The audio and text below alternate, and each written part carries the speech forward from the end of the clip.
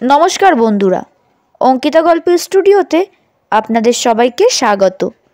হাজির হয়ে গেলাম সরজিৎ ঘোষের লেখা আরেকটি অনবদ্য গল্প নিয়ে। সরজিৎ ঘোষের লেখা মানে একটু অন্য স্বাদের গল্প। তো চলো শুরু করা যাক। আর গল্পটা শুরু করার আগে যারা আমার চ্যানেলে নতুন তারা আমার চ্যানেলটিকে সাবস্ক্রাইব করে আমার পাশে থাকার অনুরোধ রইল। একটি লাইক করবেন, কমেন্ট করবেন আর শেয়ার করবেন কাছের আত্মীয় স্বজন বন্ধু বান্ধবদের কাছে। তো চলো শুরু করা যাক। সরজিৎ ঘোষের লেখা যাদের স্বপ্ন হারিয়ে গেল। মা, এটা তোমার জন্য। এটা আমার জন্য? কি সুন্দর হয়েছে রে। তোমার ছেলের পছন্দটা কেমন? জানো মা, এই হালকা গোলাপি রঙের জামদানি শাড়িটা তোমাকে দারুণ মানাবে। শাড়িটা হাতে নিয়ে বারবার দেখে চলেছে নীলিমা। চোখে মুখে তখন অদ্ভুত হাসি। ছেলে চাকরি পেয়ে এই প্রথমবার মায়ের জন্য শাড়ি কিনেছে।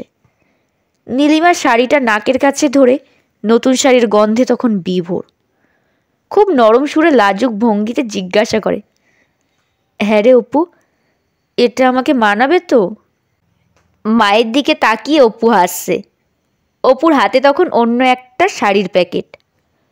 অন্য শাড়ির প্যাকেটটা খুলে লাল পাড় সিল্কের শাড়িটা বের করে মায়ের গায়ের ওপরে ফেলে জিজ্ঞেস করে, মা, এই শাড়িটা কেমন লাগছে? নীলিমা তখন হাতের শাড়িটা রেখে লাল পাড় শাড়িটার দিকে তাকিয়ে জিজ্ঞেস করে, এটা আবার কার জন্য এনেছিস? অপু মায়ের দিকে তাকিয়ে আছে এক দৃষ্টে। কি যেন একটু ভেবে নিয়ে অপু বলল, তোমার মনে আছে মা, বছর 3 আগে ঘোষালবাড়ি দুর্গাপুজোতে আমাদের সকলের নিমন্ত্রণ ছিল।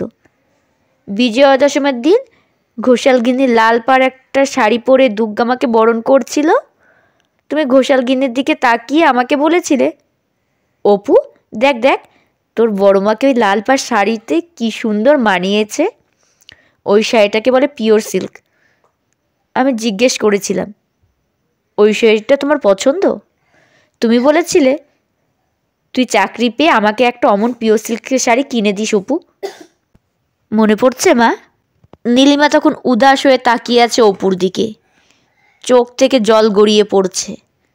অপুর দিকে তাকিয়ে নীলিমা বলে, এত আনন্দ হচ্ছে, এত আনন্দ হচ্ছে, আজ আমার চোখে জল এসে গেল। পিওর সিল্ক আমার বড় প্রিয়। বিয়ের পর থেকে খুব শখ ছিল একটা পিওর সিল্ক পরবো, তা হয়নি। হয়নি বলবো না, তোর বাবা বলেছিল আমাকে একটা দামি পিওর সিল্ক কিনে দেবে, আমি নিইনি। আমাদের অভাবের সংসারে পিওর সিল্ক পরাটা বড় বিলাসিতা। ইচ্ছে ছিল না যে তা নয়, সংসারের এত খরচ, তোর বাবার দিন মজুরের কাজ, অতগুলো টাকা নষ্ট করতে আমি দিইনি। তার উপর তোর পড়াশুনো, শুধু মনে হয়েছে আমার অপুটাকে মানুষ করতে হবে। অপু চাকরি পেয়ে যাবে, তখন একটা নয় 10টা পিওর সিল্ক পরবো। আমার স্বপ্নটা এভাবে যে সত্যি হয়ে যাবে ভাবতেই পারছি না। কথাগুলো বলতে বলতে কিছুক্ষণ থেমে যায় নীলিমা। আবেগের ঘোর কাটিয়ে জিজ্ঞেস করে, হ্যাঁ রে অপু, তা আমার জন্য এত কিছু, তোর বাবার জন্য? অপু চোখ পাকিয়ে বলে, তুমিও না মা? ভাবলে কি করে আমি বাবার জন্য আনবো না? বাবার জন্য এই দেখো এই পাঞ্জাবিটা। কই দেখি দেখি। অপু তখন পাঞ্জাবিটা বের করে দেখাতে যাবে। নীলিমা তখন পাঞ্জাবির দিকে না তাকিয়ে অপুকে বলে, ওই তো তোর বাবাও চলে এসেছে। বাজার ভর্তি ব্যাগ হাতে তখন ঘরে ঢুকছে মনতোষ।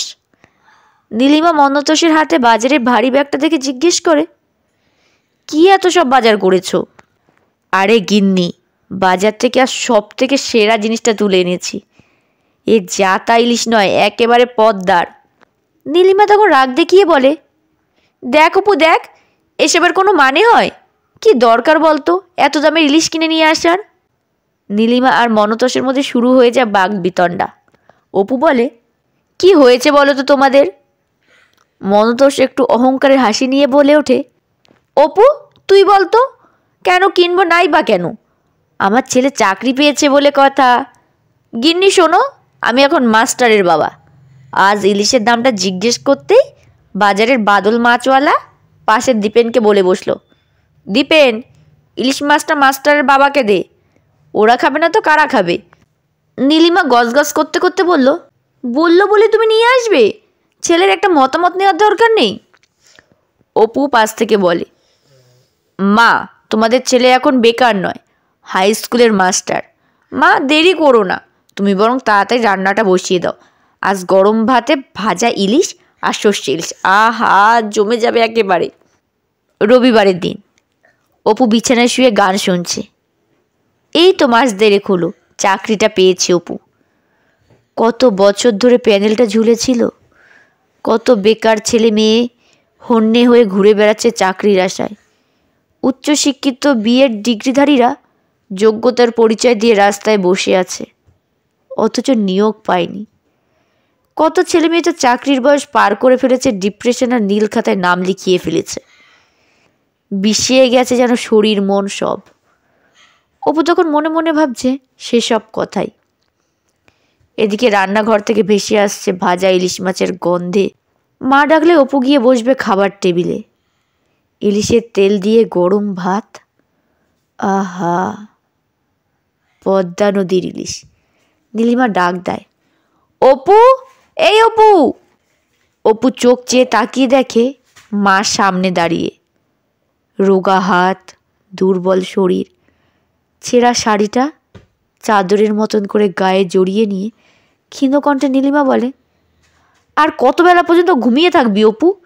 শরীরটা একদম ভালো যাচ্ছে না, একবার নিয়ে চল না বাবা ডাক্তারের কাছে। কত আর ওষুধের দোকান থেকে বলে কেউ ওষুধ নিয়ে আসবি? অপু ধরফর করে উঠে বিছানায় বসে। স্বপ্নটা ভেঙে যায়। ঘড়ির দিকে তাকিয়ে অপু দেখছে তখন প্রায় সকাল 8:30। অপু চুপ করে বসে আছে।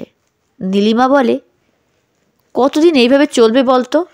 এইবার কিছু একটা তো কর, না খেতে পেয়ে মরা ছাড়া উপায় নেই। আর তোর বাবার শরীরটাও ভালো যাচ্ছে না, ওই দুটো টিউশন করে আর কতদিন? স্বপ্নের আচ্ছাদন কাটিয়ে বাস্তবের মাটিতে মুখ থুবড়ে পড়ে অপু। মাকে বলে, চিন্তা করো না মা, আর কটা দিন অপেক্ষা করো, দেখবে এবার কিছু একটা। না রে অপু, আমাদের আর মিথ্যে স্বপ্ন দেখাস না। আমাদের অনেক বড় কিছু চাই না, দুবেলা খেয়ে পড়ে একটু ভালো থাকতে চাই। তুই বরং ওই স্কুল মাস্টার হওয়ার আশা ছেড়ে দে বাবা, দেখতে দেখতে বয়স তো 30-এর ঘর পেরোলো। আচ্ছা মা, ভোরের স্বপ্ন নাকি সত্যি হয়? জানি না, আমাদের মতো মানুষদের স্বপ্ন দেখাটাই বিলাসিতা, স্বপ্ন কখনো সত্যি হবে না।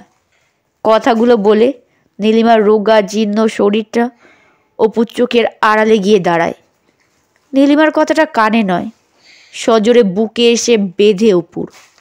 অপু ভাবে, কি হলো এত দূর পড়াশুনো করে? নামের পাশে MA BEd ডিগ্রিটার মূল্য কি? নিজেকে অপরাধী মনে হচ্ছে আজ। মিথ্যে স্বপ্ন দেখিয়েছিলাম বাবা মাকে। সত্যিই তো, স্বপ্নটা আসলে স্বপ্নই, সে ভোরের হোক বা রাতের। আর নয়, রঞ্জন কাকুর হোটেলে একটা বিশ্বস্ত ছেলের দরকার ছিল হিসেব নিকেশ দেখার জন্য। আজই গিয়ে কথা বলতে হবে, পরে অন্য ভালো কিছু একটা কাজ দেখে নেওয়া যাবে। সত্যি তো, আমার মতো মধ্যবিত্ত ঘরের ছেলে মেয়েদের স্বপ্নগুলো এইভাবে বিষিয়ে গেছে স্বপ্নের নীল গ্রহে। কত পরিবার আশার জাল বুনেছিল, হয়তো সুদিন ফিরবে, একটু গর্বের হাসি আসবে। একটা প্রজন্ম শুধু বেঁচে থাকবে মৃত হয়ে, আর একটা প্রজন্ম হয়তো সেই লাইনে দাঁড়ানোর জন্য প্রস্তুত নিচ্ছে। আর হ্যাঁ, এটাই সত্যি।